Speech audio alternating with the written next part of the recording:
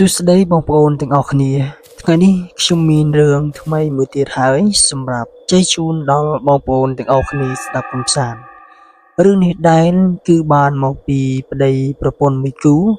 ដែលគាត់គឺបានទៅជីកដំឡូងនៅក្នុងព្រៃជ្រៅបាទហើយប្តីប្រពន្ធនោះគឺមានឈ្មោះថាមីងសុកជាមួយនឹងពូរ៉ាបាទហើយមីងសុកជាមួយនឹងពូរ៉ាគាត់បានរៀបរាប់អំពីសាច់រឿងរបស់គាត់ដោយជូរចត់និងគួរឲ្យខ្លាចផងដែរដែលគាត់នឹងគឺបានជួបប្រទះជាមួយនឹងការទៅជីកដំឡូងនៅក្នុងព្រៃរបស់គាត់ដំបងឡើយហ្នឹងគឺមីសុកគឺបានបបួលពូរ៉ាបាទទៅជីកដំឡូងនៅក្នុងព្រៃបាទដែលគេល្បីថាជីកហ្នឹងគឺបានល្អណាស់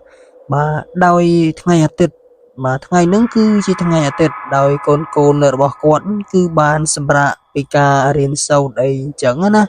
បាទរួចហើយមីងសុកក៏បបួលពូរ៉ាដោយពូរ៉ាគាត់គឺមិនចង់ទៅនោះទេដោយសារតែព្រីហ្នឹងគឺនៅឆ្ងាយបាទពីភូមិផងដែរបាទដោយសារតែមីងសុកគាត់ចង់ហូបដំឡូងព្រីស្ងោរដែលនៅតាមភូកស្រុងដែលនៅតាមភូមិស្រុកហ្នឹងគេហៅថាដំឡូងទៀនអីអញ្ចឹងបងប្អូន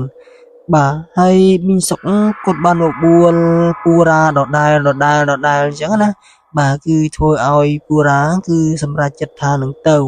បាទដោយសារតែប្រពន្ធរបស់គាត់គឺចង់ហូបដំឡូងព្រីស្ងោរបាទហើយបន្ទាប់មកទាំងពីរនាក់ហ្នឹងណាបាទហើយមីងសុកជាមួយនឹងពូរ៉ាគាត់បានធ្វើដំណើរគ្នាបាទជាមួយនឹងប្តីប្រពន្ធហ្នឹងគឺកាន់ចបជីកចំនួន2បាទម្នាក់មួយហ្នឹងគឺដើរសម្រាវចូលទៅក្នុងព្រៃអីអញ្ចឹងណាបាទដើម្បីទៅជីកដំឡូងបាទហើយជាមុនដំបូងនៅតាមកន្លែងគាត់ដើរទៅហ្នឹងគឺមានបកាដ៏ស្រស់ស្អាតបំផុតបាទព្រមទាំងមានព្រីស្រោងបាទនៅតាមផ្លូវណាបាទហើយពួកគាត់ក៏បានសើចសប្បាយរីករាយជាមួយគ្នាផងដែរបាទហើយចូលទៅដល់ក្នុងព្រីជ្រៅមួយកន្លែងហ្នឹងគឺមានដំឡូងច្រើនណាស់បាទហើយពួកគាត់គឺជីកជាមួយគ្នាហើយពួកគាត់គឺបានលេងសើចពាក្យសម្ដីទៅវិញទៅមកអីអញ្ចឹងណាបាទហើយគាត់ក៏បានជេរគ្នាយ៉ាងសប្បាយបាទមិនមែនថាជេរគ្នាគឺឲ្យខឹងទេលក្ខណៈថាគាត់ជេរគ្នាគឺដើម្បីឲ្យសប្បាយអីអញ្ចឹងណាតែនៅក្នុងព្រីហ្នឹងបាទគឺមិនដឹងថាមានអ្វីខ្លះទេបាទហើយគាត់ក៏បានជេរគ្នាលេងតាមដែលគាត់នៅតាមភូមិស្រុកគាត់បានជេរអញ្ចឹងណាបងប្អូនបាទហើយគាត់គឺបានជីកដំឡូងជាមួយគ្នាបាទហើយនៅទីនោះគឺមានដំឡូងច្រើនណាស់បាទហើយគាត់ក៏បានជីកបាទជាមួយគ្នាហ្នឹងណាបាទពីមួយដើមទៅមួយដើមបាទផុតពីមួយម្លងទៅមីម្លងទៀតអញ្ចឹងណាបាទគឺពួកគាត់គឺសប្បាយរីករាយណាស់នៅពេលដែលគាត់គឺបានដំឡូងច្រើនផងដែរបាទហើយដល់ពេលមីងសុកហ្នឹងគឺជីកបាទជីកសុកគឺអស់ដំឡូងបាទហើយពូរ៉ាក៏អស់ដែរអញ្ចឹងធ្វើឲ្យពួកគាត់លក្ខណៈថាគាត់ដើរបែកគ្នាបន្តិចម្ដងអញ្ចឹងណាបាទធ្វើឲ្យគាត់ហ្នឹងគឺបានវង្វេងគ្នាបែរតែមិនថ្មីទេពួកគាត់នៅតែហៅគ្នាលឺអីអញ្ចឹងណាបាទហើយពួកគាត់កាន់តែដើរទៅជួបនឹងដំឡូងកាន់តែច្រើនបាទអញ្ចឹងគឺធ្វើឲ្យគាត់គឺបានជីកបាទកាន់តែឆ្ងាយគ្នាទៅអញ្ចឹងណាបាទហើយពួកគាត់ក៏បានបន្លឺសំឡេងប្រាប់គ្នាដែរថាខ្ញុំគឺនៅទីនេះទេឯងកុំបារម្ភឯងហៅខ្ញុំមកអញ្ចឹងណាបាទហើយលក្ខណៈថាពូរ៉ាគាត់បានហៅមីសុកក៏បានឆ្លើយទៅវិញទៅមកអីអញ្ចឹងណាតែមួយសន្ទុះធំហ្នឹងប្រហែលជា3នាទីកន្លងផុតទៅពួកគាត់ក៏បានដាច់ហៅគ្នាប្រហែលជា3នាទីនឹងឯងបាទហើយពូរ៉ាក៏បានហៅបាទគឺហៅមីងសុកជាមុនដំបូងបន្ទាប់ពី3នាទីហ្នឹងណាបាទតែមិនឃើញមីងសុកហ្នឹងគឺឆ្លើយនោះទេបាទហើយពូរ៉ាកាន់តែហៅទៀតថាឯងនេះមកជិះខាងខ្ញុំដំឡូងឡើងច្រើននៅខាងហ្នឹងណាបាទតើខាងឯងហ្នឹងគឺសម្បូរទេបាទហើយពូរ៉ាក៏បានឮសំឡេង lẽ là thà sầm lên cái chân máu cứ đôi mình sọc chẳng ai thà ở ấy thế hàng kia cứ sầm bô cho rắn à bà cứ sầm bô khlang mình tên tên mà đó nè bà hay pura bao giờ có mình chập rom nâng sầm lên nâng đáy hay có cần để chi tư chứ nó bà hay bàn lần trơn nằm lù nữa bà cứ cột do con cờ rong tôi tử bà cứ ban cái lá con cờ rong nâng ấy bà hay mi sọc có ban chi ngay pura hay pura có ban chi ngay mi sọc bà hay quấn có ban bình ly sầm lên hay mi sọc cái này pura nè bà hay ai ban chả đó đừng bà hay sầm lên bỏ mi sọc có ban bình ly màu tí này bà hay sầm lên những khi cái thằng ban chả này chứ ban chả khăng mình tên bà hay pura bảo dưỡng chấp đàm nhẹ khuôn prớt bà hay lấy cái sầm lên những cứ lư bồng pong pri khăng mà lên bà hay lư phu tiệt bà hay pri nơi thì ní cứ sọc bà còn gì chẳng nè bà hay cột căn tật đà châu khăng pri trừ đến hai thì này anh ta nơi hàng anh cứ sầm bô đầm lâu thế nữa bà đọc về chẳng tới cột tiếng sẽ đạp tiết cứ lư thì này ta sầm bô khăng na anh bà cứ sầm bô khăng mình đèn bà hay bù ra cột vô để chị tiếng sẽ đạp chứng á bà hay cột có bàn lư sầm lên nó cứ chia sầm lên tai chi mình men sầm lên nhặt bỏ mình sọc lòi bà chi sầm lên nhà vậy xế nhá nè bà cứ thưa ai cột nó cứ nhẹ prợt bà hay cột có bàn đà rọc mình sọc ấy chứng nè bà hay mình sọc cứ bắt chân bà cứ bắt sao máu chân cái món á bà cứ thưa ai pura ra bao nhiêu cứ khăng mình đèn thà khi ông ai nơi thì thấy ai cần đau ngay tới bà quật có ban bình lưu xâm lên chê ai mùi mặt từ chẳng á bà cứ nơi thì nó cứ mình đang thấy miền ở đây khá là thì bà quật chê bài lệ cái nạ thà ở đây bảo phôn như sản lan như anh chẳng á bà tại khi mình ai chê bàn đây mong bốn hay mong bốn cắt sẽ đây luôn anh tới bà hay quật chê rồi biệp lên sau anh chẳng á bà tôi phải đào từ một tiết của bạn chụp mình sọc anh chẳng á bà hay cuốn của bạn su từ mình sọc thà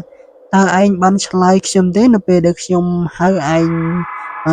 ประมาณmặt một nền chẳng á bà hay mình sọc một bàn slide prapura thà xem một bàn lư xem lên anh sọc lời anh xem cũng tài chi đầm lâu này cứ xem bầu khăn nè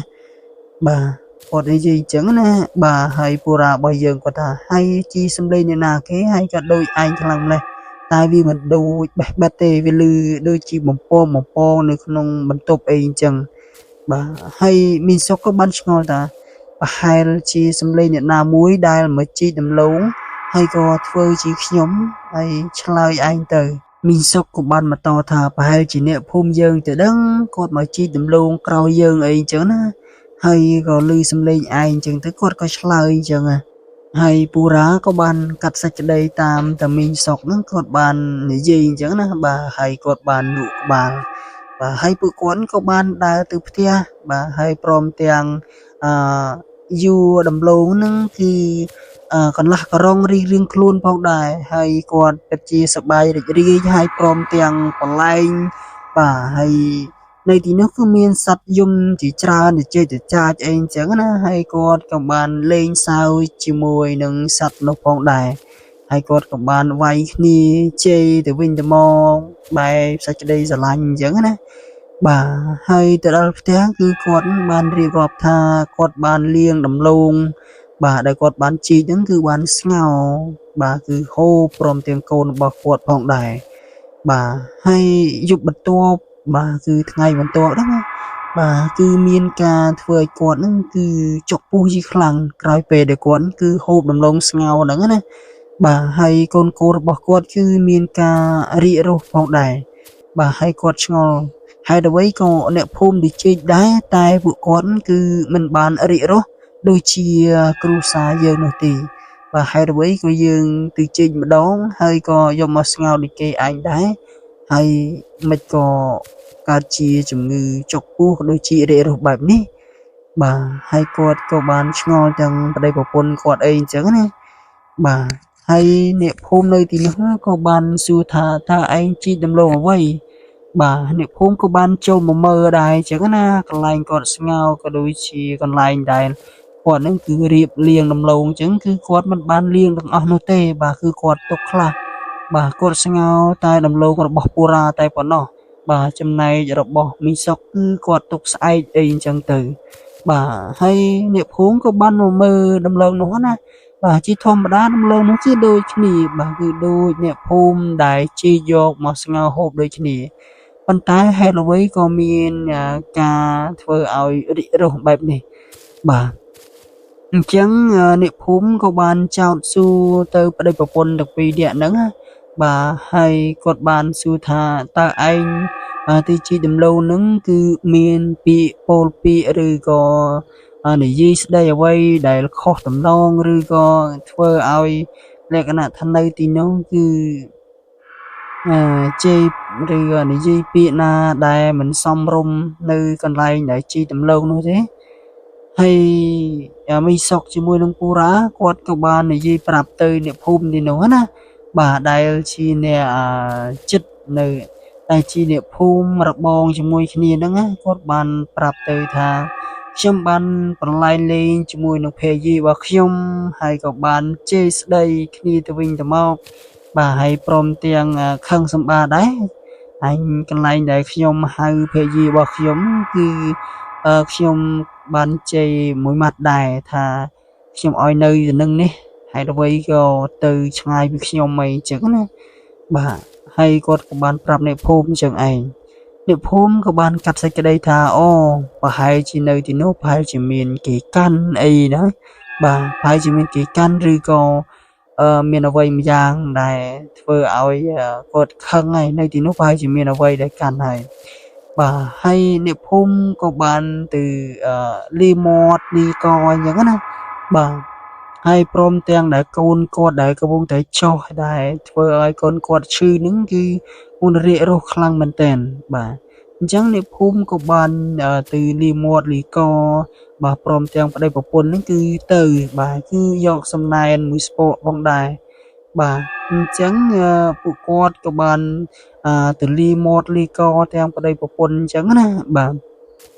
គាត់ថាបើមានពាក្យពេចន៍អ្វីដែលមិនសមរម្យដែលពួកខ្ញុំបាននិយាយកន្លងហ្នឹងណាបាទគឺសូមឲ្យលោកអ្នកដែលនៅកាន់នៅទីនេះបាទគឺសូមអធិស្ឋានដល់ពួកខ្ញុំផងដោយសារតែខ្ញុំគឺមិនបានដឹងអំពីច្បាប់ទម្លាប់នៅទីនេះបាទដែលប្រកាន់នៅពាក្យសម្ដីដែលខ្ញុំលេងសើចកន្លងមកគឺសូមដោះលែងទោសខ្ញុំទៅបាទគឺខ្ញុំមិនដឹងនោះទេបាទក្រោយមកបងប្អូនណាអញ្ចឹងគឺក្រោយនៅពេលដែលគាត់បន់ស្រន់រួចហើយគាត់បានមកផ្ទះសម្បែងវិញណាបាទអញ្ចឹងគឺធ្វើឲ្យគាត់ហ្នឹងគឺបាត់ចុកពូក៏ដូចជាកូនរបស់គាត់នេះគឺបានធូរស្បើយអញ្ចឹងគឺមកពីពាក្យពេចន៍សម្ដីដែលគាត់នេះគឺបាននិយាយជាមួយនឹងប្តីប្រពន្ធគាត់មែនឯងបងប្អូនដោយសារតែពាក្យហ្នឹងទើបធ្វើឲ្យគាត់គឺបានចុកពោះក៏ដូចជាកូនរបស់គាត់ហ្នឹងគឺបានរិះរោសបាទអញ្ចឹងគាត់ថារឿងរ៉ាវហ្នឹងគឺគាត់គឺចាំមិនភ្លេចនោះទេបាទដោយសារតែគាត់ហ្នឹងគឺនៅផ្ទះបាទគឺអត់ដឹងអីណាបាទហើយទៅដល់ព្រៃជ្រឺក៏លេងសើចពាក្យសម្ដីតាមដែលគាត់ហ្នឹងគឺនៅផ្ទះចឹងគឺរឿងហ្នឹងគឺចប់ស្លេះតែប៉ុណ្ណឹងបាទសូមបងប្អូនអធិស្ឋានបើសិនជាមានពាក្យពេចន៍អ្វីដែលខ្ញុំអភិបាយទៅមិនសមរម្យឬក៏ខុសឆ្គងត្រង់កន្លែងណាមួយសូមបងប្អូនអធិស្ឋានសូមអរគុណសូមជម្រាបលា